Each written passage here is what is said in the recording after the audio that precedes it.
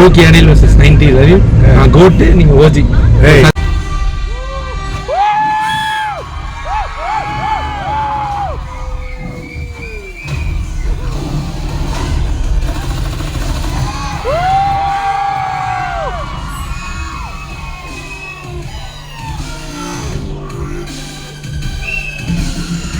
சச்சின் படம் பார்க்க வந்துரும், அதை பத்தி பேச அதெல்லாம் சொல்லக்கூடாது. நீங்க வயசான ஆளு, நான் வயசுல இருக்கிறேன். அதனால நீங்க வந்து இப்ப சச்சின் படம் பார்த்திருக்கீங்க, உங்களோட கருத்துக்கள் என்ன?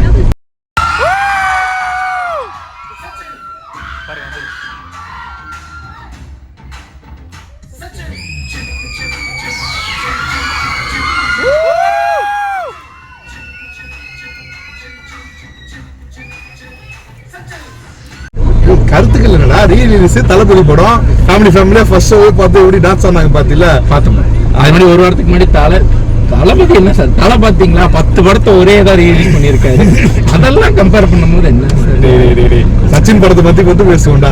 இதுதான்டா 90s அணிலுக்கும் 2K அணிலுக்கும் வித்தியாசம். சார் ஆதிக்கு ஒரு டைரக்டர் நீங்க எல்லாம் நம்பிட்டு இருக்கீங்க, அவர் ஒரு எடிட்டர். 2.5 மணி நேரத்துக்கு மேஷப் பண்ணி அதால அப்லோட் பண்ணி நம்ம மண்டையை கழுவி இருக்காங்க.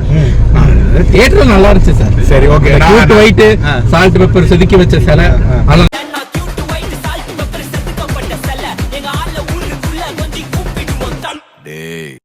தொட்டு பேச சொல்லிட்டானா? அது வந்து அவுட் ஆஃப் டாபிக். அது வேற. அதே மாதிரி சச்சின் 90s உங்களுக்கு பிடிக்காது அவ்வளவுதான், அப்படிலாம் கிடையாது. சிம்ரன் பிடிச்ச சாங் சொல்லுங்க. புரியல. சிம்ரன் ஆடினதுல நல்ல சாங் சொல்லுங்க. பூபதி போடு.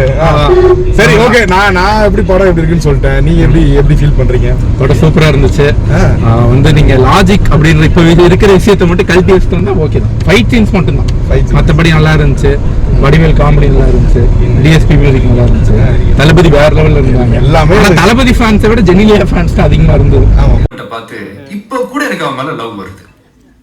எங்கேயோ மேனுஃபேக்சரிங் டிஃபெக்ட். ஒரிஜினல் வசீகரா பாட்டுக்கு கூட இவ்வளவு தட்டிருப்பானுங்கன்னு தெரியல. இந்த படம் வருஷம் வசீகராக்கா ரேமா சின்னாச்சு கோமா சின்னாச்சு. எனக்கு பாடம் ரொம்ப பிடிச்சிருந்துச்சு. நான் இந்த ஸ்கூல் படிக்கும்போது அந்த படம் இது. இந்த படத்துக்கு எவ்வளவு ரேட்டிங்? இல்ல நான் முடிச்சிடறேன். சொல்லுங்க. ஸ்கூல் படிக்கும்போது அந்த படம், அப்போ நான் எந்த எமோஷன்ல பார்த்தனோ, எந்த சீனுக்கு சிரிச்சனோ, எந்த சீனுக்கு அழுதனோ, அதே சீனுக்கு இப்பவும் நான் அழுதேன், இப்பவும் சிரிச்சேன். Manufacturing defect. லைட்டுக்கு டைம் ஆச்சு. ஓ, அப்போ நான் போட்டுங்களா? ஃபோன் பண்ணுவீங்களா? பண்ண மாட்டேன். லெட்டர் போட மாட்டேன். இமெயில் அனுப்ப மாட்டேன். சரி, அட்லீஸ்ட் லவ்.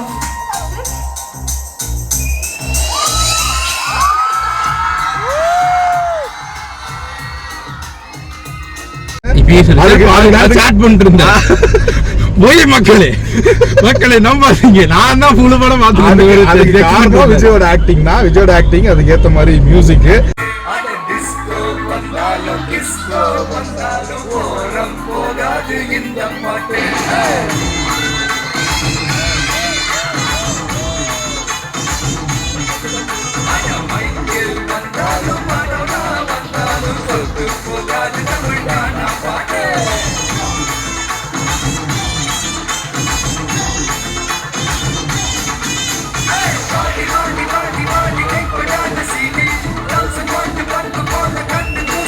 ஆனா ஒரே ஒரு விஷயம், அப்பவும் எனக்கு பிடிக்கல, இப்போ எனக்கு பிடிக்கல. என்னன்னு சொல்லு பாப்போம்.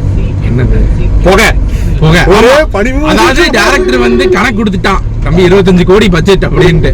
அவனுக்கு அந்த மீதி பட்ஜெட் எங்க திணிக்கிறதுன்னு தெரியல. போக சார், நீங்க நடக்கிறீங்க, போக சார், நீங்க போக சார், தளபதி நீங்க ஷூட்டிங் வரல, போக போடு அப்படின்னு ஃபுல்லா போக ரைட் லேண்ட் ஆகுது. போக ஆமா, அந்த பேலன்ஸ் போக இருக்கு. கிளைமேக்ஸ்ல அவங்க 2 பேரும் கட்டி பிடிக்கிறாங்க சார், அவங்க தரல, அவங்க எல்லாம் தெரியும், போக போடு அப்படின்னு புகை மூட்டமாவே இருந்திருக்கு.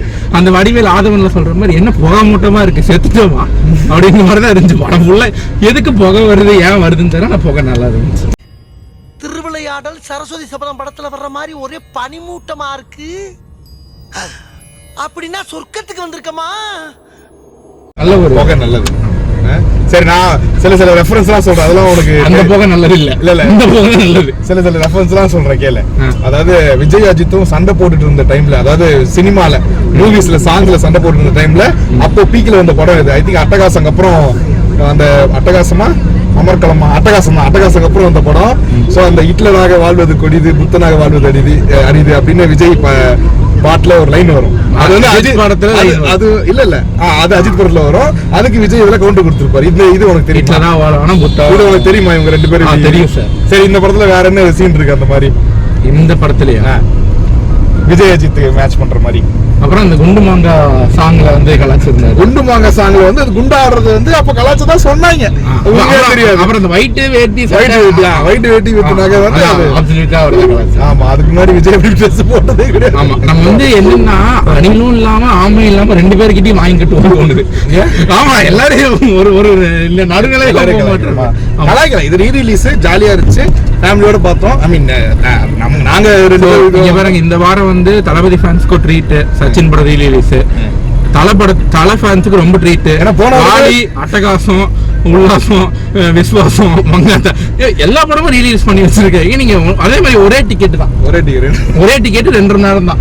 போய் எல்லாத்தையுமே நீங்க ரீலீஸ் பண்ணி ஃபன் பார்க்கலாம். அவ்வளவுதான். சரி, ஓகே.